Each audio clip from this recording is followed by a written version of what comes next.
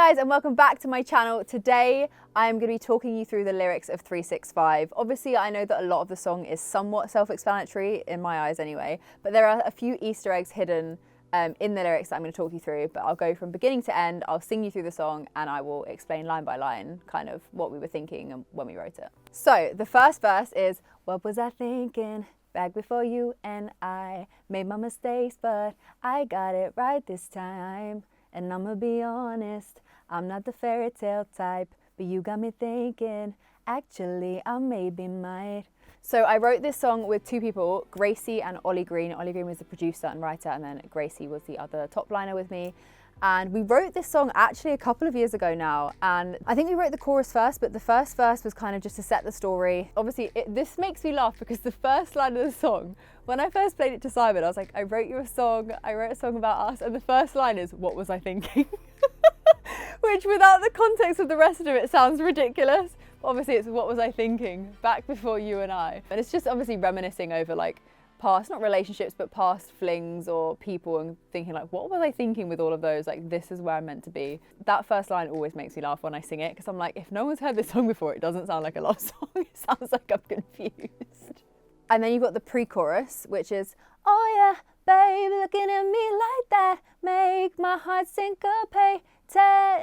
And I wouldn't change a thing, oh yeah, it's you, babe, looking at how you do, take my breath half away, and I wouldn't change a thing, you're on my mind.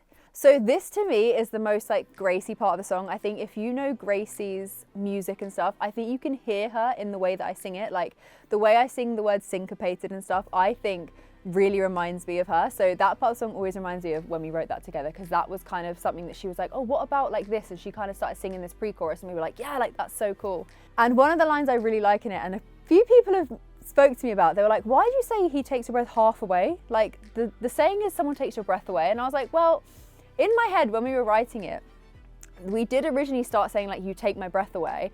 But I was like, it's not, I feel like when someone takes your breath away, it means you can't breathe at all. Whereas like, if someone takes your breath half away, they've amazed you and they've helped you breathe. Like, do you know what I mean? So the whole point is actually it was meant to be half, like that you take your breath half away, because you can still breathe, you can breathe better, but also you're like, oh my God, this is so incredible. And then obviously the lyric goes into the chorus where we sort of say like, I wouldn't change a thing, you're on my mind all the time. And then the chorus starts.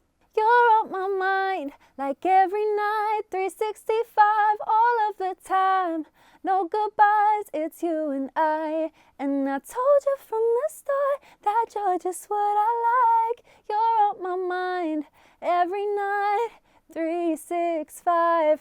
I feel like the chorus is really quite self-explanatory. Obviously the whole point of the song is the idea of meeting someone and not being able to get them out of your head and thinking about them 365 every single day of the year. And then the lyric where I say I told you from the start you're just what I like, that was more of a nod to like a specific thing in our relationship where like I didn't used to be a particularly forward person, like especially when talking to boys or girls or like having that conversation of being like, hey, you're cute. No. That was not me. I would never make the first move. I would never message anyone. That is just not who I am. But when it came to Simon, I actually was very forward. I was like, hey, want to take me out? Want to go on a date? Let's do this. Let's do this. So I was a little bit psycho, but I did from the start be like, hey, Buster, want to get to know me? Want to get married? Have babies?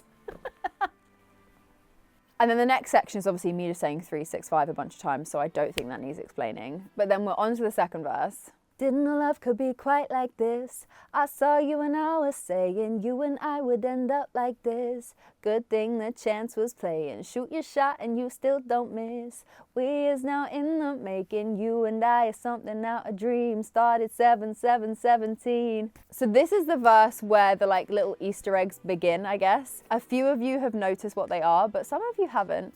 So the lyrics start, didn't know love could be quite like this. I saw you and I was saying you and I would end up like this. Good thing that chance was playing. And obviously chance is something that happens in everyday life. It's just the concept of something maybe happening or maybe not, and like luck, I guess. But Chance the rapper was actually playing when we first met. So it's meant to just be like a double entendre, I guess, of chance, the meaning of the word, and also the rapper playing. Good thing that Chance was playing. Cute.